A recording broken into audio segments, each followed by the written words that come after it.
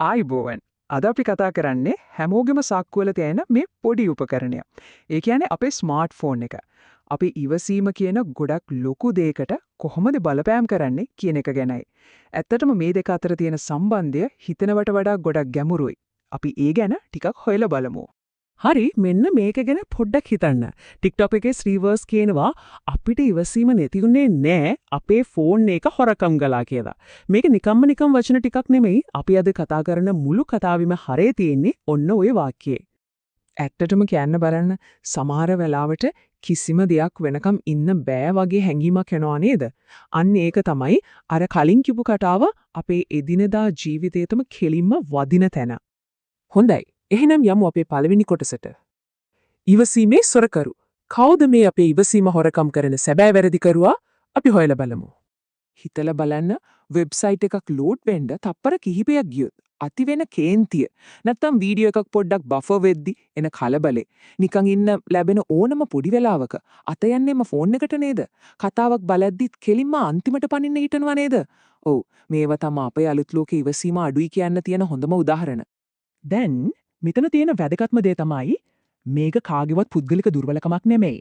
ඇතරම වෙන්නේ අපේ වටේ තියෙන මේ ඩිජිටල් ලෝකෙම අපේ මොළවල් හැනදේම ක්ෂණික මොන කියන විදියට හුරු කරන එක. ඒ කියන්නේ ක්ෂණික තෘප්තියට අපිව පුරුදු පුහුණු කරනවා. හැමදේම දැන් මොන කියන තැනට අපිව තල්ලු කරලා. හොඳයි. එහෙනම් අපි යමු දෙවෙනි කොටසට. බාධාවන්ගේ විද්‍යාව. බලමු කොහොමද මේ තාක්ෂණය අපි අවධානය එක සෙල්ලම් කරන්නේ කියලා. හරි. මේ සංසන්දනයේ දිහා පොඩ්ඩක් බලන්න. පරණ ක්‍රමයට අපි කියමුකෝ ඇනලොග් මෝලේ කියලා. ඒකට සතුටක් ලැබුණේ ලොකු මහන්සියකින් වැඩක් ඉවර කළාම. ඒත් මේ ඩිජිටල් මෝලයට කොහොමද සතුට එන්නේ? එකම එක නොටිෆිකේෂන් එකකින්. ඒ කියන්නේ උත්සාහයකින් පස්සේ සතුට වෙනව වෙනුවට නිකන් ඉද්දිම සතුට ලැබෙනවා.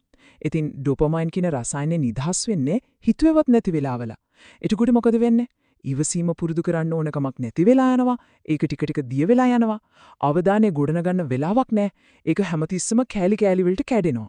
එතකොට මොනවාද මේ ඩිජිටල් බාධා කිරීම කියන්නේ? සරලවම කිව්වොත් නොනවත්වා එන notifications, updates අර නිමක් නැතිව උඩට පල්ලෙහාට ස්ක්‍රෝල් කරන එක. මේ හැම දෙයකින්ම අපේ අවධානය පොඩි කෑලි වලට කැඩෙනවා. ඉතින් එක දෙයක් දිගටම කරන්න තියෙන හැකියාව අඩු වෙනවා. අන්න එතන තමයි අපේ ඉවසීම අඩු වෙන්න තියෙන ප්‍රධානම හේතුව තියෙන්නේ. හරි. දැන් අපි ප්‍රශ්න ගැන කතා කළානේ. එහෙනම් අපි යමු තුන්වෙනි කොටසට. සිහියෙන් භාවිතා කිරීම. දැන් විලාව මේකට මොනවද කරන්න පුරුවන් කියන බලංග. අපේ අවධානය ආයෙත් අපේ අතට ගන්න පුරුවන් හරිම සරල පියවර තුනක් තියෙනවා. අපි බලමු මොනවද ඒ කියලා. 1. notification පාලනය කරන එක. 2. ෆෝන් එකෙන් ඈත් වෙලා ඉන්න වෙලාවක් හදාගන්න එක. 3. සක්‍රියව බලා සිටීම කියන දේ පුරුදු කරන එක. හරි. පළවෙනි පියවර notification. මේවා තමයි ලොකුම කරදරකාරයා. ඉතින් වැඩකට නැති හැම alert එකක්ම off කරලා දාන්න. ඇත්තම මිනිස්සු ඒ කියන්නේ යාළුවෝ, පවුලේ අය වගේ අය ගෙන්නන notification විතරක් තියාගන්න. do not disturb හරි focus mode හරි බය නැතුව පාවිච්චි කරන්න.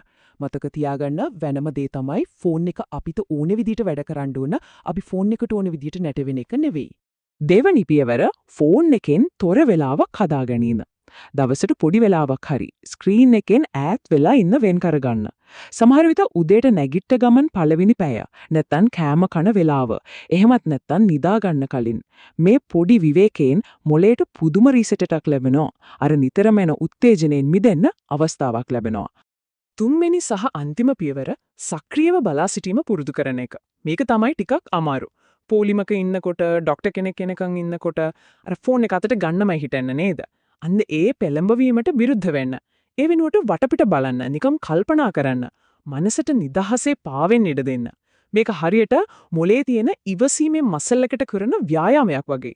ඒක නැවට ශක්තිමත් වෙනවා.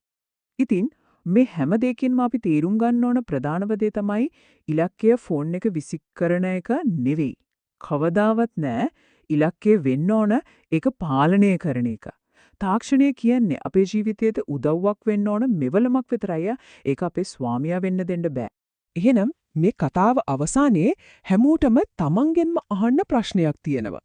තමන්ගේ ඉවසීම ආයෙත් දිනා ගන්න අද ඉඳන්ම කරන්න පුරුවන් එකම එක පොඩි වෙනස මොකක්ද? මේ ගැන පොඩ්ඩක් හිතලා බලන්න.